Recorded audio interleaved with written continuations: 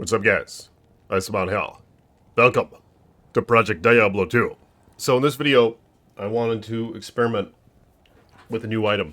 An item that I'm not sure if I have ever attained on my own. Or let's be honest, you haven't attained it on your own ever, have you, Ice Boy? No, I don't think so. The item is Beast, and it's used for some weird-ass builds, as a lot of you guys know. So what I'm going to do is I'm going to try it out with this Grief, because in my last video, I tried dual Griefs, and then I even tried it in Colossus swords and Colossus blades and shit. Which, I came across something interesting. On the Area Summit website, the Colossus blade has a range adder of 2. But then on that other website that everybody uses, what's that thing called again? Max Roll or whatever. It says the Colossus sword only has a range adder of 1. Whereas the Area Summit website says the Colossus sword has a range adder of 2.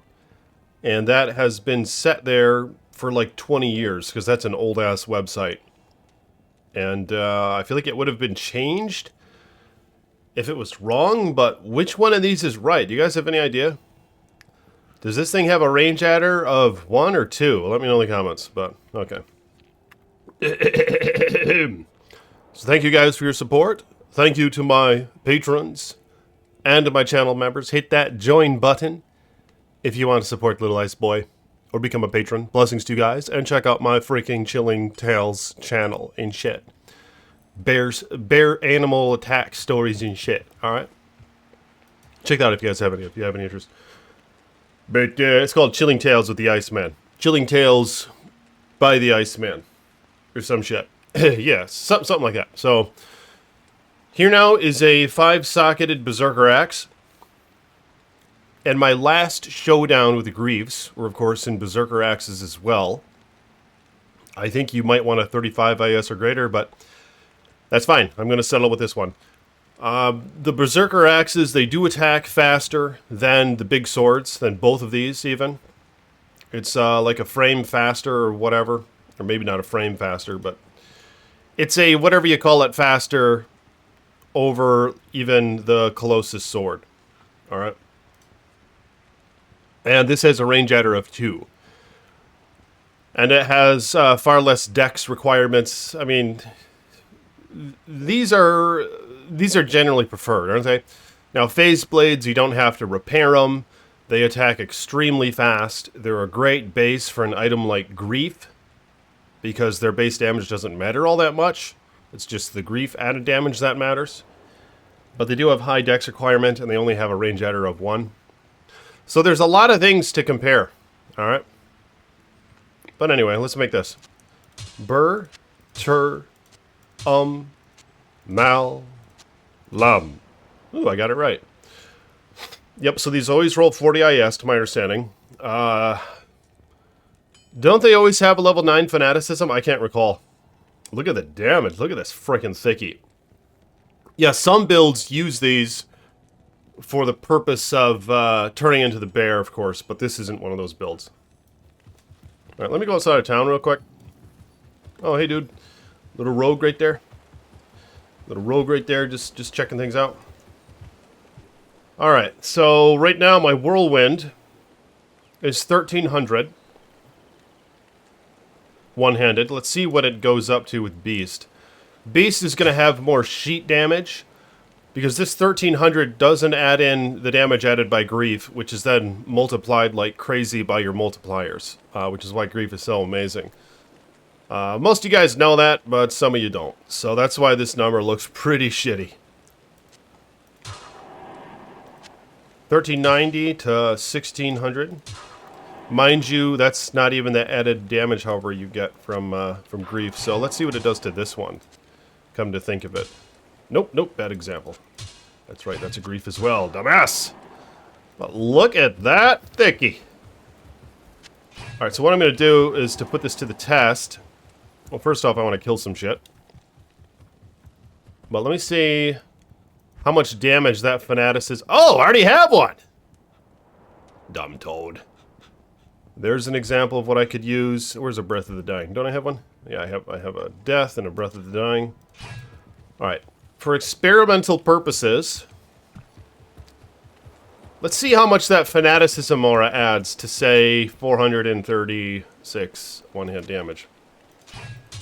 Oh, bad example. I can still get around it. Here we go. Here's what I'll do.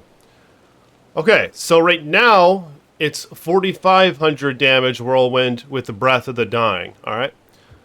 4556. So let's see what this does to the... Oh! Look at that! It adds 1,000! It adds exactly 1,000 max damage. That's odd. Just by chance. Yep, with all my numbers and shit.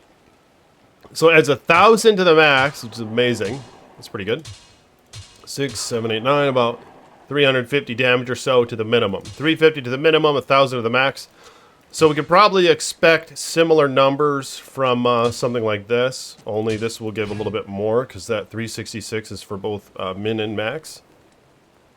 So, yeah, it's going to be doing a bit of, about 1,000 more, I would think. Alright, so... without further ado, let's go murder some shit. I'm gonna go to the Frigid Highlands. Gonna get some BO up. The battle orders and all that. Battle command and all that crap. So pretty low sheet damage, but that's fine. So far so good. Look at how fast they hit. Oh, that's another thing. With this Fanaticism, you're gonna hit probably some pretty nice breakpoints. I might already be maxed out on the breakpoint. That's an important thing to factor in with these Berserker axes.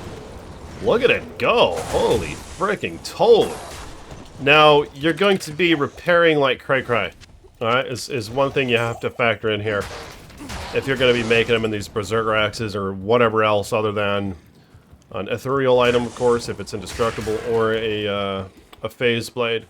Which is part of the reason why back in the day I would make them in the phase blades, because you would never have to repair them. And for those of you who are not initiated, it might come to your surprise how quickly these damn things break.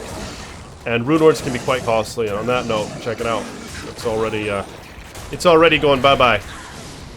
Now, I don't know... oh gosh, 5 durability, for real? This one already lost 1 durability. Alright, I mean, so those numbers, they're not that bad, right?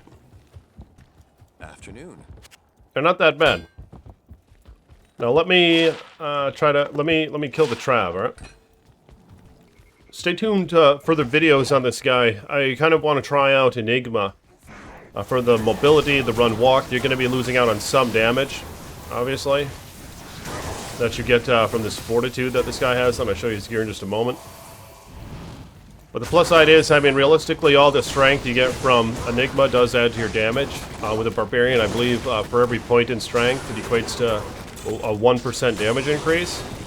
Similarly to how the Amazon, with Dexterity, equates to 1% damage increase. He's actually destroying shit. Oh my god. He's destroying shit. And I might try a Last Wish with this guy as well. Well, that's my, that's what I plan to do. Alright, so stay tuned for that. Let me go to the Cast Sanctuary. So that's the thing, dog, is with Enigma, how much strength does that give? When you're like level 9? Does he have 1 per character level? Why do I feel like he gives more than that? Does it give like 1.5 or something? I can't remember. But holy freaking toad, look at him go. So there we go, there's the Grief of the Beast. And I did just repair him. Now you guys might be surprised. Let's see what it does. Let's see what the thing does. Yep, yep. Let's see what it does. Now, I do like the Breath of the Dying for this. You got all that undead damage. There's a ton of freaking undead. Is it more than half?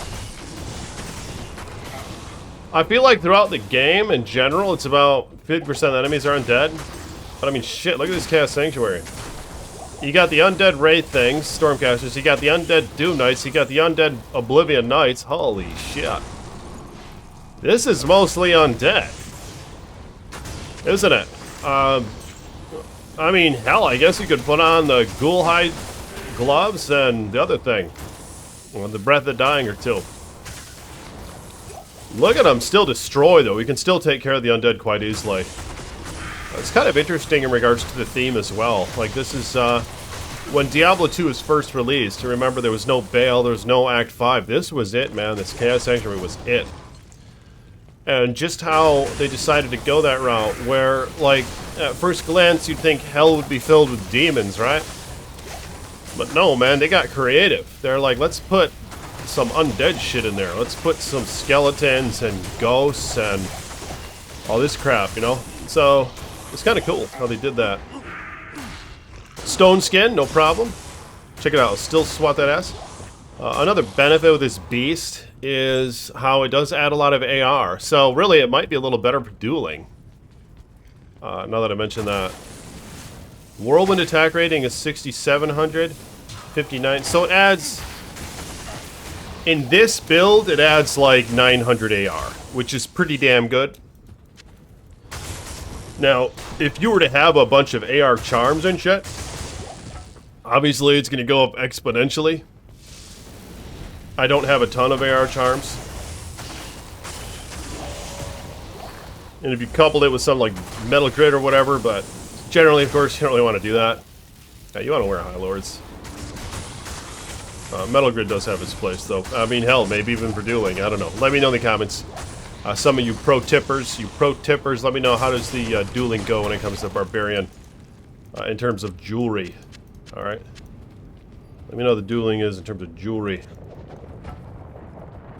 Alright, so now I'll try Diablo. So Enigma, you're going to have the 2 dual skills, which does add to your damage, of course.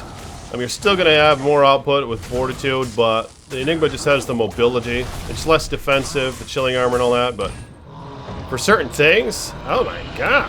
If only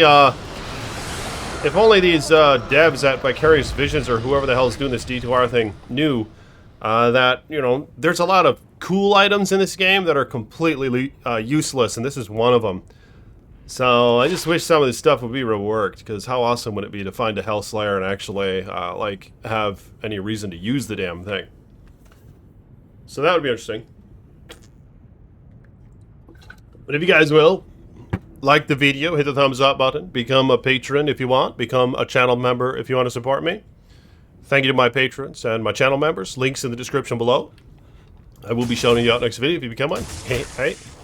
So, appreciate you guys for your continuous support. And more videos to come, alright? Especially on this Barbarian, because I'm not quite finished with it yet. Alright, not quite finished with this thicky yet. This is one of the best times I had in recent years on botnet, was just playing the Frenzy Barbarian. It was damn fun. But Whirlwind has been pretty cool. So I'll talk to y'all later. Peace be with you.